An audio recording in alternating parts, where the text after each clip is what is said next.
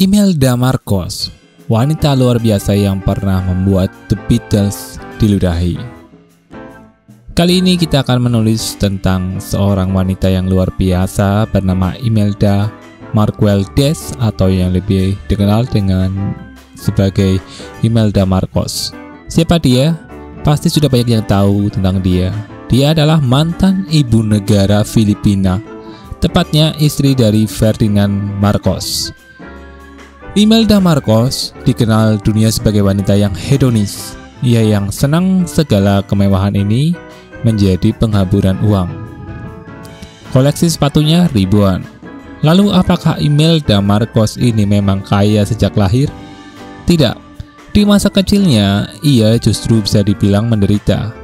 Ia dititipkan kepada bibinya agar bisa tetap sekolah.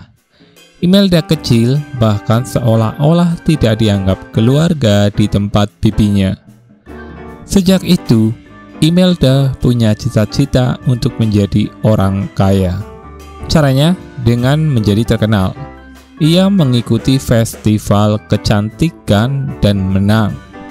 Setahun berikutnya, Imelda bertemu dengan Ferdinand Marcos, yang saat itu masih menjadi politikus muda dan bersinar terang. Keduanya menjadi simbol mutualisme. Imelda makin terkenal karena menjadi seorang istri politikus muda yang populer. Demikian juga Ferdinand yang memanfaatkan kecantikan sang istri sebagai daya tarik kampanyenya saat itu. Namun ternyata naiknya Ferdinand Marcos tidak membuat Filipina menjadi makmur.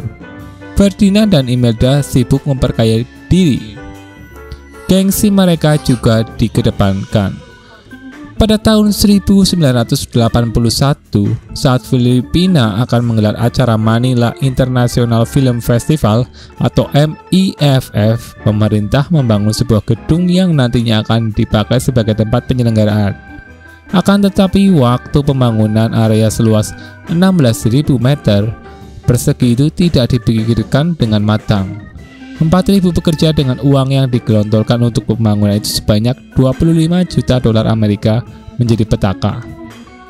Pada tanggal 17 November 1981 dini hari, tiang penyangga gedung yang masih dalam proses pembangunan itu roboh dan menimpa para pekerja. Ratusan pekerja tertimpa bangunan dan terkubur hidup-hidup di semen yang basah. Meski heboh, tetapi pemerintah menutup akses media. Mereka tidak ingin MIFF gagal terselenggara. Untuk itu, pembangunan diteruskan. Mereka tidak peduli dengan mayat yang tertimbun. Dengan pertimbangan waktu yang makin sempit, pembangunan tetap dilanjutkan. Mayat-mayat itu tidak dikeluarkan dari sana. Jadilah lantai bangunan itu berisi ratusan mayat para pekerja. Hingga akhirnya di hari perhelatan, beberapa sisi masih belum selesai. Namun mereka tetap bersikukuh pagelaran acara itu di sana. Dalam keadaan bangunan yang catnya pun masih basah, hebatnya acara itu mendulang kesuksesan. Imelda Marcos bahagia. Gengsinya masih terus dijunjung, pujian datang kepadanya. Cerita lain datang dari The Beatles konser di Filipina. Imelda mengundang mereka untuk sarapan di istana kepresidenan The Malacanang, tetapi ditolak dengan enteng. Imelda meradang dan membuat berita bahwa mereka melakukan penghinaan kepada Imelda. Para demonstran Filipina menghadang dan menyerang The Beatles di bandara usai polisi yang tadinya ditugaskan mengawal mereka ditarik oleh Ferdinand. The Beatles sampai paranoid dan tidak ingin lagi datang ke Manila.